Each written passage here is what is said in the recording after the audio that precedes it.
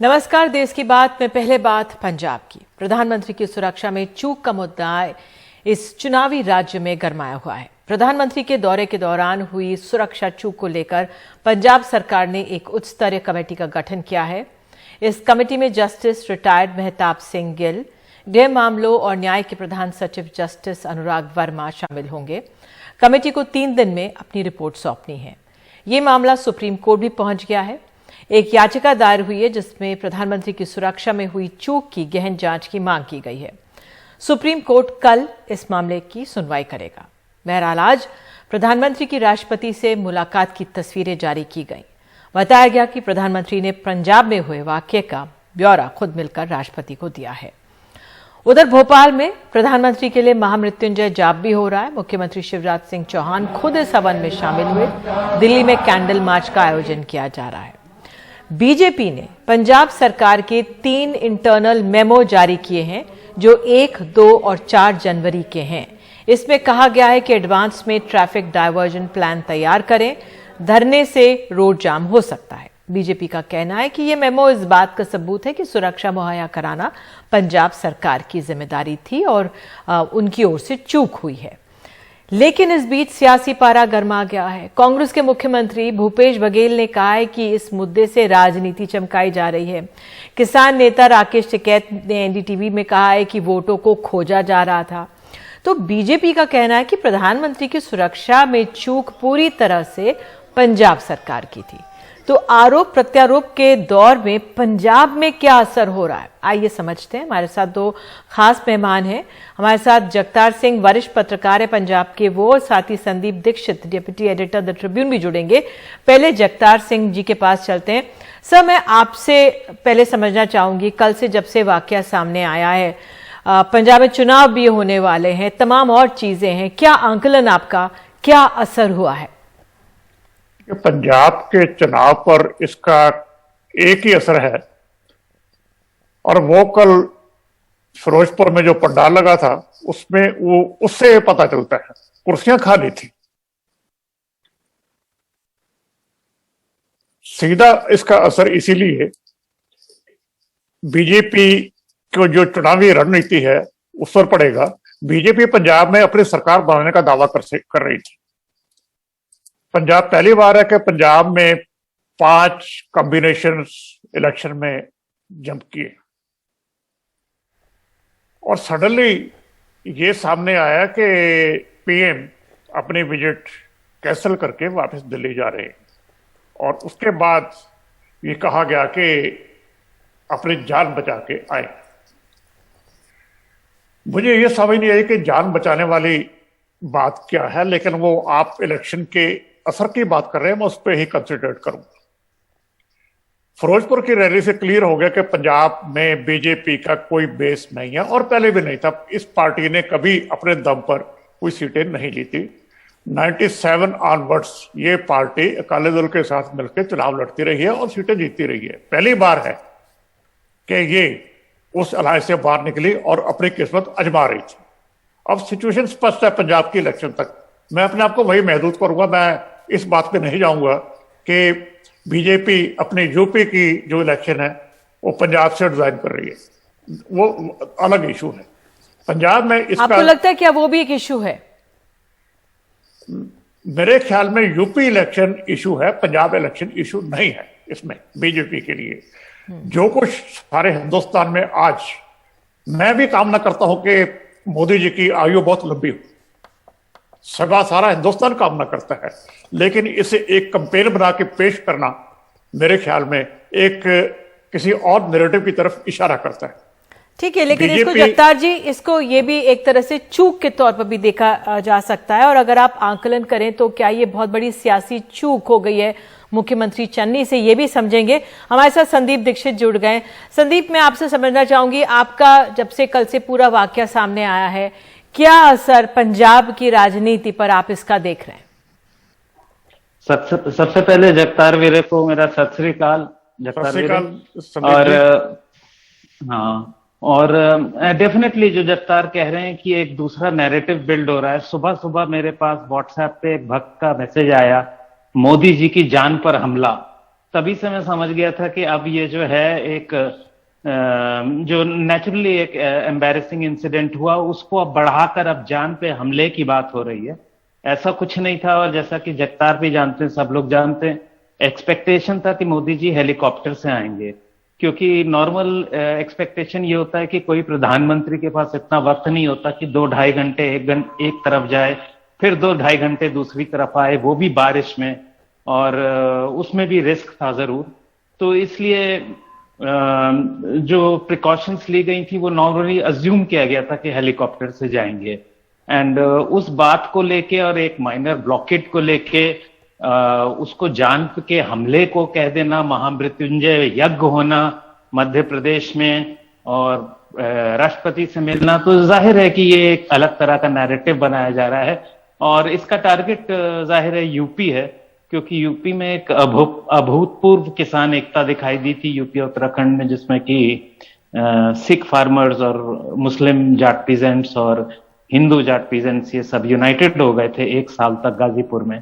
तो उसमें एक दरार डालनी बहुत जरूरी हो जाती है अगर बीजेपी को दोबारा वेस्टर्न यूपी में खास तौर से अपना परफॉर्मेंस रिपीट करना है, या उत्तराखंड की तराई के एरिया में जो कि 7-8 सीटें काफी वैल्यूबल हो जाती हैं एक छोटी सी उत्तराखंड की असेंबली में। जी संदीप, मैं आपसे आप दोनों ने एक बहुत महत्वपूर्ण बात की है। मैं पंजाब की बात कर रही हूँ और आप लोग उत्तर प्रदेश की ओर इंगित कर रहे हैं, और ये बहुत अहम हो जाता है। जगतार जी, क्योंकि ये मामला एक तरह से प्रधानमंत्री, हमारे देश के प्रधानमंत्री की सुरक्षा का है, उसमें चूक का है, क्यों ना इसे जिस तरह से बीजेपी कह रही है कि, और चरणजीत सिंह चन्नी ने प्रेस कॉन्फ्रेंस की और अपनी पूरी बात सामने रखी, जिस तरह से बताया कि रात में 2-3 बजे तक वो पूरी कोशिश कर रहे थे, बैठकें कर रहे थे। उन्होंने ये तक बताया कि उनके जो फाइनेंस मिनिस्टर थे वो प्रधानमंत्री को एयरपोर्ट में बठिंडा स्वागत के लिए पहुंचे थे। लेकिन बावजूद इसके प्रधानमंत्री रुके, इतनी देर तक रुके, और जो भी नैरेटिव अगर हम राजनीति में देखें सेट किया जा रहा हो, लेकिन अगर हम सियासी आंकलन चाहें मुख्यमंत्री चन्नी के लिए, क्या ये एक ये चूक है, सियासी चूक भी है? क्योंकि अगर पंजाब में फायदा ना मिले लेकिन उत्तर प्रदेश में अगर फायदा मिलता है तो वो भी अपने आप में सियासी नुकसान तो कांग्रेस को है। देखिए, जो चूक टेक्निकल है उसकी तो एजेंसी जांच कर रही है। पंजाब में भी कमेटी बनाई है, सेंटर भी जांच कर रहा है, सुप्रीम कोर्ट तक ये इशू गया है, वो एक अलग इशू है। लेकिन जब मोदी जी का प्लेन दिल्ली से उड़ा तब भी पता था कि बठिंडा में मौसम क्या होगा। आजकल तो 1 हफ्ता पहले सभी की जेब में मोबाइल पर अपनी वेदर रिपोर्ट होती है। सो कहना कि सडनली मौसम खराब हो गया इसलिए मोदी जी ने हेलीकॉप्टर से जाने के बजाय सड़क से जाना प्रेफर किया। जब मैं दोबारा रिपीट करता हूं, जब मोदी जी ने लैंड किया बठिंडा में, उस समय फिरोजपुर में पंडाल में कुर्सियां बिल्कुल खाली पड़ी थी, वहां पे कोई इन्हें सुनने वाला नहीं था। That is the basic issue. इनकी सुरक्षा सारे देश की जिम्मेदारी है, प्रधानमंत्री की सुरक्षा सारे देश की जिम्मेदारी होती है, और हम उनकी लंबी उम्र की कामना करते हैं। लेकिन जो कुर्सियां ही खाली थी, तो अगर मोदी जी सीधे फिरोजपुर चले जाते, वहां से 20 मिनट की फ्लाइट है बठिंडा से सारी फिरोजपुर की, तो उसके बाद वहां पे क्या होता? क्या वो खाली कुर्सियां? मैं आपको इंटरप्ट करूंगी क्योंकि सोशल मीडिया में कल से अगर हम देखें कांग्रेस के हैंडल से खाली कुर्सियां दिखाई जा रही थी, तो आज बीजेपी की तरफ से एक वो हैंडल से भी एक समर्थकों की तरफ से था तस्वीरें कि देखो ये भीड़ भी थी। तो कुछ वहां पे ऐसी तस्वीरें भी थी कि जब लोग मौजूद थे। तो आप लोग तो वहां पे मौजूद हैं, हुआ क्या था वहां पे? आपको जो लोकल वहां पे पत्रकार हैं क्या बता रहे हैं? वो ही बता रहे हैं कि यहाँ पे कुर्सियां खाली थी। वही लोग, मेरे पास सारी वो वीडियोस भी हैं जो बीजेपी वाले शेयर कर रहे हैं। उनमें वो वीडियोस भी हैं जो नॉन पंजाबीज हैं, जिन्हें ठेठ जो ईस्टर्न यूपी की हिंदी है वो बोल रहे हैं। उनकी ड्रेसेस किसी जैसे सेमिनारी की होती है वैसी हैं, वो लोग भी हैं। और दी ट्रिब्यून जो संदेश जी का पेपर है, उसमें आज खबर छपी है डिटेल्ड कि लेबर चौक से भी इन्हें लोग ले जाने के लिए किराए पे नहीं मिले। इनके अखबार की ही खबर है। ठीक है। जो हमारे लोकल पत्रकार हैं वो क्लियर रिपोर्टिंग कर रहे हैं कि इन्होंने कितनी बसेस ऑर्गेनाइज की, और पार्किंग अल्टीमेटली फिरोजपुर में सिर्फ 500 बच्चों के लिए रखी। ये क्लियर इंडिकेशन है कितनी कुर्सियां लगी और कितनी इन्हें उल्टी रखनी पड़ी। ठीक है। संदीप, मैं आपसे ये समझना चाहूंगी, क्योंकि आपने भी उत्तर प्रदेश की ओर इशारा किया है, वहां पर इस पूरी घटना से कितना फायदा बीजेपी को या कांग्रेस को, कितना नुकसान, या किस तरह से आप आंकलन करेंगे? देखिए, पहली बात तो मैं जगतार जी की बात को आगे बढ़ाऊंगा तो लोकल रिपोर्टरों ने एलआईयू का हवाला देकर कहा था कि 3035 लोग थे वहां पे, और स्टेज के 8-9 लोग और ले लीजिए तो 3044 बने। और दूसरी बात, उत्तर प्रदेश में ये एक कोशिश है और एक कोशिश होगी, और ये कोशिश सफल होती है कि नहीं ये दूसरी साइड पे भी निर्भर करता है कि वो लोग किसानों को अपने साथ कितना लामबंद करते हैं और किसानों के मुद्दों को कितना जोर शोर से उठाते हैं। और दूसरी तरफ बीजेपी की जो एक ट्राइड एंड टेस्टेड फॉर्मूला है 2017 का, 2019 का यूपी में पोलराइजेशन का, तो ये पोलराइजेशन की एक और कोशिश है और इसका इम्पैक्ट उत्तराखंड यूपी दोनों में पड़ेगा। उत्तराखंड में काफी महत्वपूर्ण हो सकता है क्योंकि 70 की छोटी असेंबली में 7-8 सीट में काफी मजबूत हैं सिख किसान और सिख भाई, तो वहां भी, और उत्तर प्रदेश की करीब 25-30 सीटों के करीब उस पर असर पड़ेगा। जी बिल्कुल।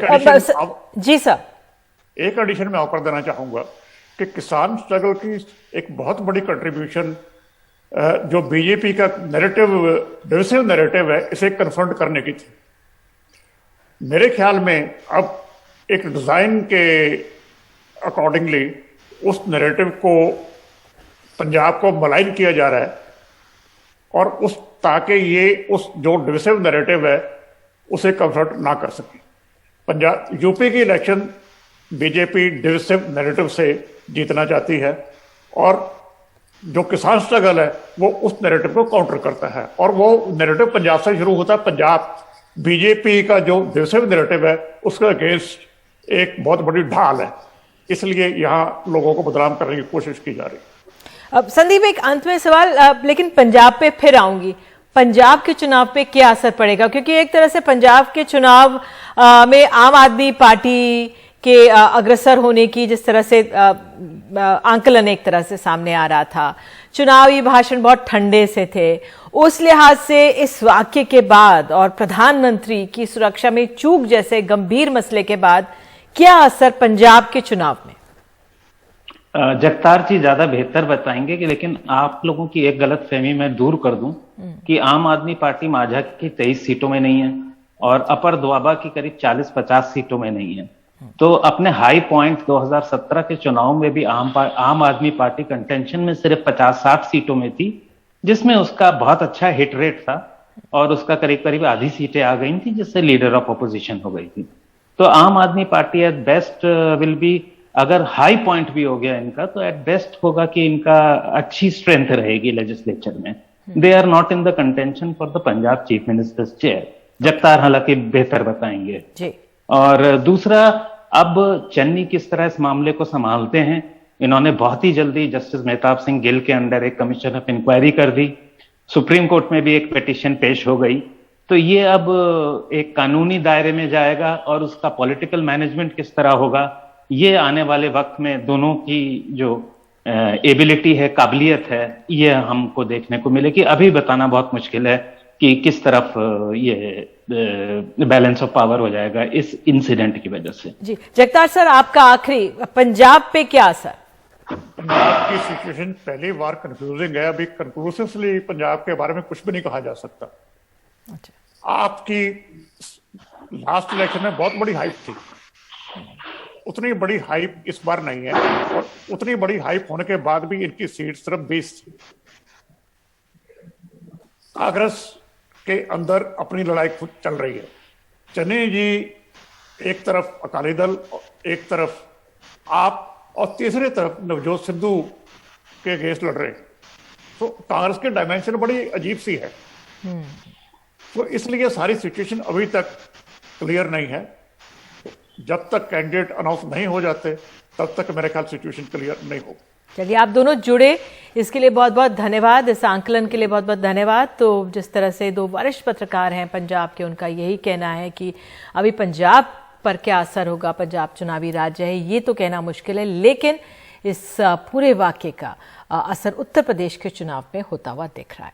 बहरहाल आगे बढ़ने से पहले हम जो कल का वाकया हुआ है उस पर एक चश्मदीद हैं जीरा सिंह, उससे बात की हमारे सहयोगी मोहम्मद गजाली ने, वो सुनाते हैं। जीरा जी, आप थे यहाँ पर, ये थोड़ा क्लियर करें कि इस इलाके में इस फ्लाईओवर पे आप लोग कब पहुंचे? यहाँ तकरीबन 11:15 बजे हम यहाँ पहुंच गए थे। और जब हम जा रहे थे, जो प्रधान जी ने बताया, हमने तो फिरोजपुर जाना था डीसी दफ्तर को। वहां तो आप देखिए थोड़ी दूर आगे 500 मीटर जाके पुलिस ने हमें रोका कि आप आगे नहीं जा सकते। तो हमने कारण पूछा तो वो बोले कि आगे प्रधानमंत्री जी की रैली है, तो आप वहां घुस के कोई गड़बड़ करेंगे। हमको रोक लिया तो हमें वहीं बैठ गए, हमने पूरा जाम लगा दिया क्योंकि आगे जाने नहीं दे रहे थे। तो जाम लगने के कारण जितनी भी बीजेपी वालों की पीछे गाड़ियां आ रही थी, बसें आ रही, वो सभी रुक गई और यहाँ पूरा ट्रैफिक जाम हो गया। 12 बजे 11:15 से 12 के बीच में ये बंद हो गया था। अच्छा, आप लोगों को पता था कि प्रधानमंत्री यहाँ आने वाले हैं? और अगर नहीं पता था तो आप लोग क्यों पहुंचे यहाँ पर? 11:30 ही बजे क्यों पहुंचे? पहले क्यों नहीं आए? नहीं, देखिए, हमारा तो जो धरने का टाइम होता है किसानों का, ये पक्का ही है कि 11 बजे इकट्ठा होते हैं सब गांव घर से और 11 बजे चलते हैं। यदि हमको ना रोकते यहाँ तो हमने तो डीसी दफ्तर पहुंच जाना था। तो आप एक वीडियो मैंने देखी जिसमें एसएसपी आपको कहते हैं कि शायद प्रधानमंत्री का काफिला यहाँ से गुजरने वाला है, तो आप उसको समझते हैं कि वो झूठ बोल रहे हैं? नहीं, देखिए, जब 12:30 का टाइम था, 12:30 बजे एसएसपी ने बोला कि यहाँ से प्रधानमंत्री का काफिला गुजरने वाला है, तो लोगों ने और हमने ये बोला कि ये सिर्फ ये लाइन रोड क्लियर कराने के लिए हमको झूठ बोल रहा है। प्रधानमंत्री ने तो कहा था क्योंकि 6 हेलीपैड बनाए, हमको ये मालूम था कि यहाँ जहाँ रैली कर रहे हैं वहाँ 6 हेलीपैड बनाए हैं प्रधानमंत्री के उतरने के लिए, हेलीकॉप्टर के लिए। तो प्रधानमंत्री तो रोड से आएगा नहीं, वो तो हेलीकॉप्टर से जाएगा। तो सभी लोगों को भी ये लगा कि पुलिस सिर्फ या जितने कार्यकर्ता हैं बीजेपी के लोग हैं उनको आगे निकालने के लिए झूठ बोल रही है, सिर्फ इनका काम रास्ता खुलवाना है और कोई नहीं, इसलिए उसकी बात को किसी ने माना नहीं। कितने देर प्रधानमंत्री का काफिला यहाँ पे रुका रहा? ये तो हमको बाद में 3 बजे पता चला, अभी प्रधानमंत्री यहाँ आए भी थे, क्योंकि ये तो पूरा जाम था और गड्डी खड़ी थी, वहां से तो यहाँ कोई दिखाई नहीं देता था। हमको तो ये भी मालूम ना आया, कोई नहीं आया, कुछ नहीं मालूम था। वो तो 3 बजे जब रैली खत्म करके वापस जाने लगे हम, तब यहाँ के जो लोकल लोग थे उन्होंने बताया कि मोदी सचमुच यहाँ आया था। तब हमको पता चला अभी प्रधानमंत्री यहाँ आया था। तो ये इनके तरफ से बताया जा रहा है कि इनको जानकारी नहीं थी, यहाँ इनका प्लान था यहाँ आने का। ये कह रहे हैं कि ये महज इत्तेफाक है कि प्रधानमंत्री का भी यही रूट निकला, इनको इसकी पहले से जानकारी नहीं थी। तो पंजाब में प्रधानमंत्री की सुरक्षा में हुई चूक पर भले ही राजनीतिक दल एक दूसरे पर आरोप लगा रहे हैं, पर सुरक्षा के जानकार इसे गंभीर मुद्दा मान रहे हैं।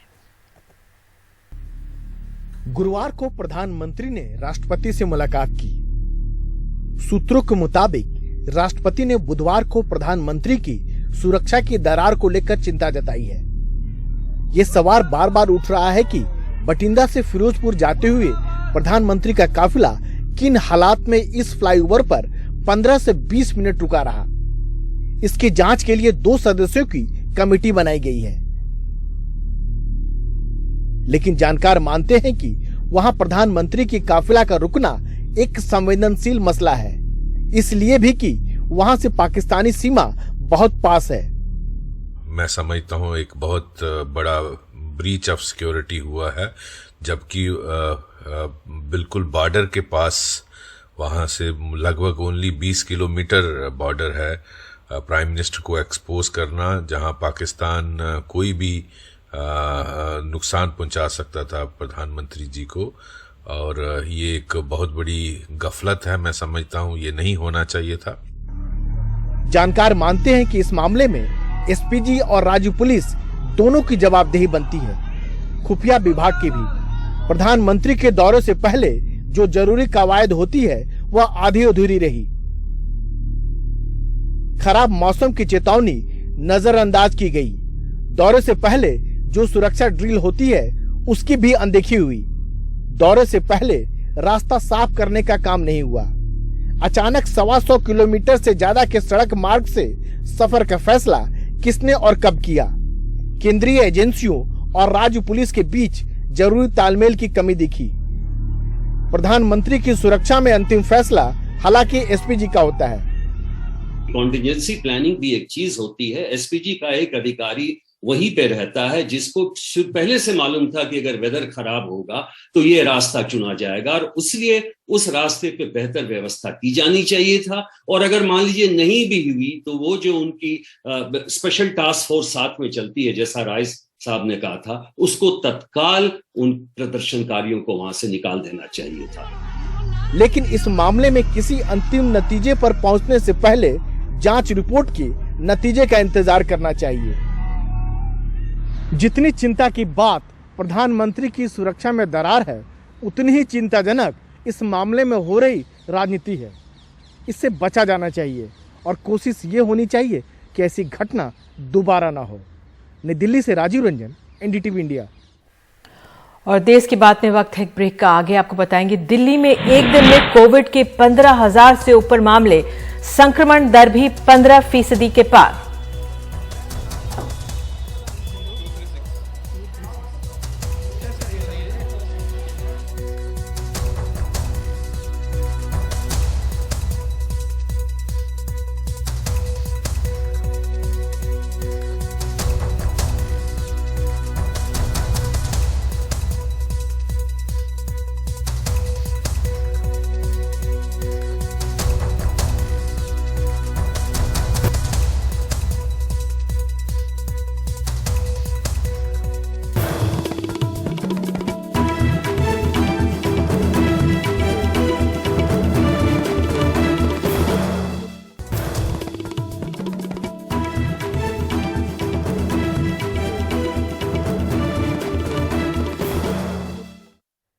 तो देश की बात में देश की राजधानी दिल्ली से जुड़ी हुई अहम खबर आ रही है। कोविड को लेकर 24 घंटे में 15,000 से ज्यादा मामले यहां पे सामने आए हैं और दिल्ली में जो संक्रमण दर है वो भी 15% के पार हो गई है।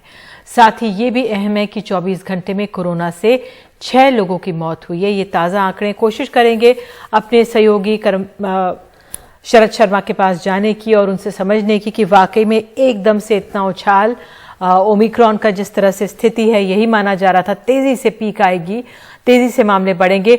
शरद, जो ये अचानक बढ़ोतरी हुई है, किस तरह से सरकार प्रशासन इन्हें देख रही है? निधि, पहले डेटा देख लें तो 4 जनवरी को जो डेटा आया था वो ये बता रहा था कि लगभग 5,500 लोग जो हैं संक्रमित पाए गए। फिर 5 तारीख यानी कल का जो डेटा आया था वो बता रहा था कि 10,000 से ज्यादा लोग पॉजिटिव हैं, और आज जो है ये बता रहा है डेटा कि 15,000 से ज्यादा पॉजिटिव हैं। तो एक तरह से दिन दुनी रात चौगनी तरक्की जो है कोरोना के मामले में दिल्ली के अंदर दिखाई दे रही है। एक जो चिंता की बात और है वो ये है कि अभी तक ये दिखाई दे रहा था कि ये ज्यादा डेंजरस नहीं है या ज्यादा मुश्किल पैदा नहीं कर रहा है, लेकिन पिछले 2 दिनों के अगर हम आंकड़े देख लें मौत के, तो वो ये बता रहे हैं कि कल 8 लोगों की मौत रिपोर्ट हुई थी, आज 6 लोगों की मौत रिपोर्ट हुई है। इससे पहले जो लगातार ट्रेंड चला आ रहा था वो ये था कि या तो किसी एक शख्स की मौत होती थी रोजाना या मौत नहीं भी रिपोर्ट होती थी, तो ये ट्रेंड चल रहा था।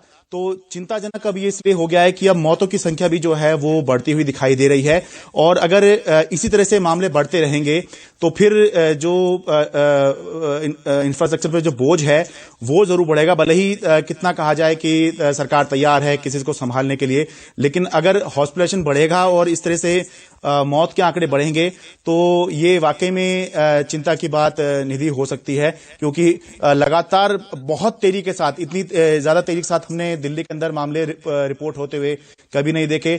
दूसरी लहर से भी कई गुना तेजी से ये नजर आ रहा है कि परसों 5,000 था, कल 10,000 आया, आज 15,000 आया, और आगे जो है अभी और आगे बढ़ने की इसकी संभावना जताई जा रही है। हालांकि एक अच्छी बात निधि ये है इस डेटा में, वो ये है कि अभी 3-4 दिन पहले तक जहां 60-70 हजार टेस्ट हो रहे थे दिल्ली के अंदर रोजाना, आज करीब 98,000 से ज्यादा जो हैं टेस्ट हुए हैं। तो ये अच्छी बात है कि ज्यादा टेस्टिंग हो रही है और उसकी वजह से भी मामले निकल कर आ रहे हैं। लेकिन और अच्छी बात तब होती जब ये मामले इतने ना निकल के आते कि एक दिन में अगर 15,000 एक दिन में मामले निकल कर आ जाएंगे तो फिर अगर हॉस्पिटलाइजेशन भी इसी तेजी से बढ़ता रहा, हालांकि अभी अच्छी बात है कि नहीं बढ़ रहा है, लेकिन मौतों की संख्या बढ़ रही है, वो एक जरूर चिंता की बात है कि कल 8 लोगों की मौत हुई। जानकारी के लिए वाकई में बहुत बहुत आपका शुक्रिया। और जो बार बार कहा जा रहा है कि ये ओमिक्रॉन जो स्ट्रेन है वो ज़्यादा घातक नहीं है, इसको हल्के में ना लें, अपना ध्यान रखें। पैनिक की ज़रूरत नहीं, लेकिन अपना ध्यान ज़रूर रखें, मास्क पहने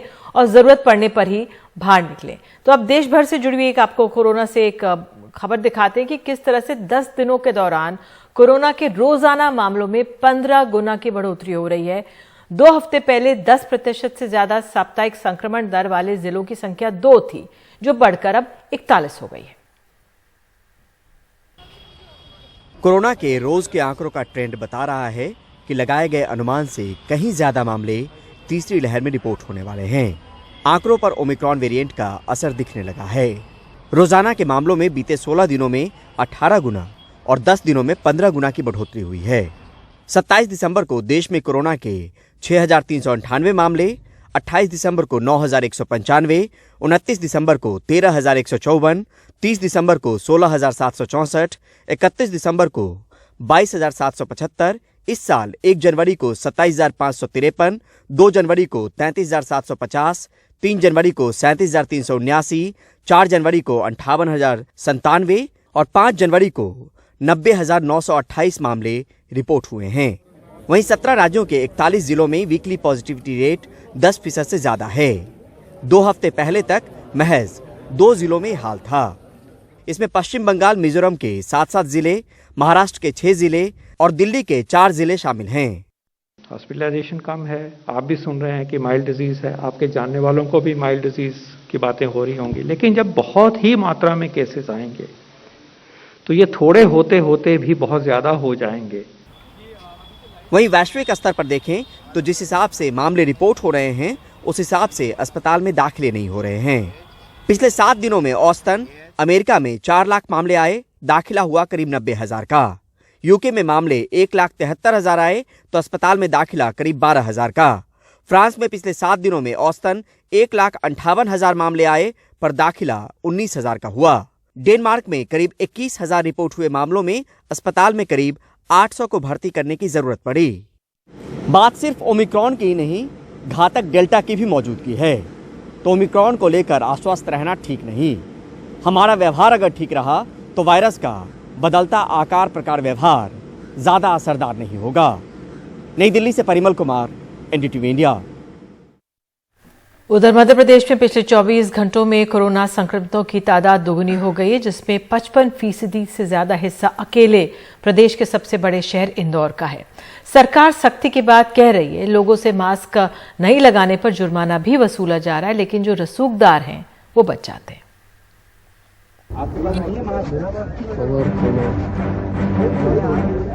भोपाल कलेक्टर और एडिशनल कमिश्नर बुधवार रात न्यू मार्केट पहुंचे और लोगों से मास्क पहनने, शारीरिक दूरी का पालन करने को कहा। आपको तो खा रहे थे, खाते में छूट है, आपका नहीं, सभी लोग खा रहे थे यहाँ पर, अगर का मूल लेकिन यहाँ पर मास्क है भी नहीं आपके पास।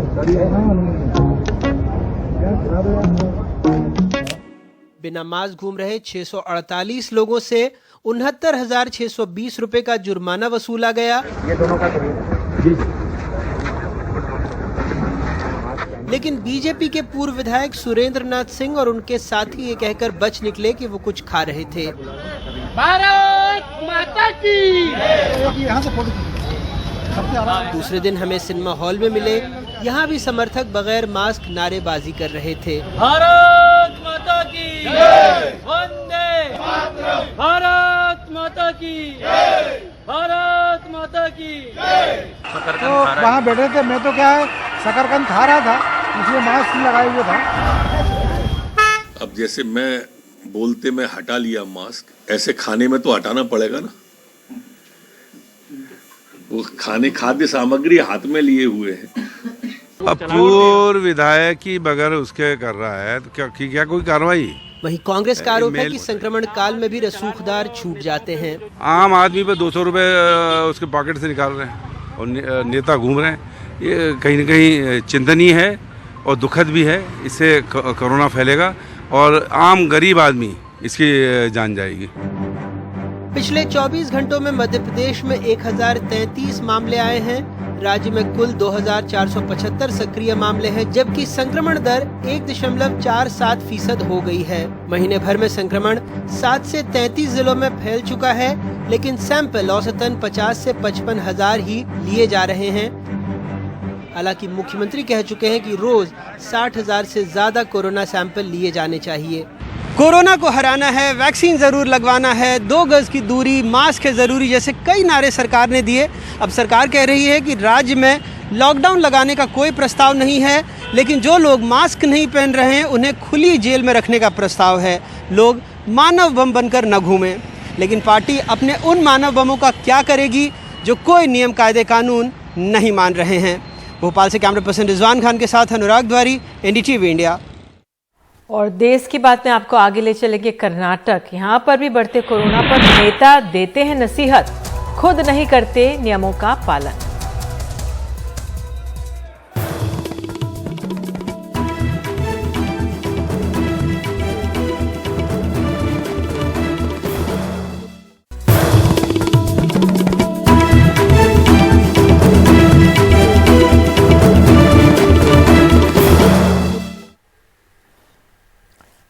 कर्नाटक में एक तरफ सरकार कोविड संक्रमण को रोकने के लिए नाइट कर्फ्यू से लेकर भीड़ भाड़ पर रोक लगा रही है, तो वहीं सरकार और विपक्षी दल के नेता खुलकर इसकी धज्जियां उड़ा रहे हैं। विधानसभा के बड़े हॉल में मुख्यमंत्री की मौजूदगी में सरकारी कार्यक्रम में उमड़ी भीड़, तो नेता नसीहत देने समझाने आए। प्रदेश कांग्रेस अध्यक्ष डॉक्टर डीके कुमार, शिव कुमार, जिन्होंने खुद भी नियमों का पालन नहीं किया। विधान परिषद के नए सदस्यों का शपथ ग्रहण। विधानसभा के मुख्य सभागार मुख्यमंत्री बसवराज बोम्मई और प्रदेश कांग्रेस अध्यक्ष डीके शिव कुमार ने एक दूसरे से हाथ मिलाया। कोविड प्रोटोकॉल का यहीं से मजाक बनना शुरू हुआ। कार्यक्रम खत्म होते ही डीके शिव कुमार के तेवर बदल गए। अचानक उन्हें कोविड नियमों का ख्याल आया। इसको भीड़ कहते हैं या नहीं? लोग यहाँ किसको इज्जत देने आए? क्या आपको नहीं लगता कि सरकार को इन सब के खिलाफ जो लोग यहाँ मौजूद हैं मामला दर्ज करना चाहिए? होम मिनिस्टर को फौरन कार्रवाई करनी चाहिए। मुख्यमंत्री बसवराज बोम्मई ने खुद ही बैठक बुलाकर वीकेंड कर्फ्यू से लेकर ऐसे दूसरे फैसले लिए थे, लेकिन आज वो अपने मंत्रियों के साथ इस प्रोटोकॉल को नजरअंदाज करते थे। न सिर्फ एमएलसी शपथ ग्रहण समारोह में, बल्कि कैबिनेट की बैठक के बाद भीड़ देखी। There is no question of all that. They should follow the pandemic rules in the larger interest of the people of the state. If they are not interested in the interest of the health interest of the people of the state, it is irresponsible opposition. दूसरे कुछ राज्यों की तरह कर्नाटक में भी अचानक Covid संक्रमण की रफ्तार तेज हो गई। मुख्यमंत्री और मंत्रियों से लेकर विपक्षी दल के नेता जब खुद अपने ही बनाए नियमों का उल्लंघन करते हैं, तो लोग खुद को ठगा हुआ महसूस करते हैं। इनकी लापरवाही दूसरों को बेफिक्र बनाती है। बेंगलुरु से कैमरामैन कुमार के साथ निहाल खिदवई, एनडीटीवी इंडिया।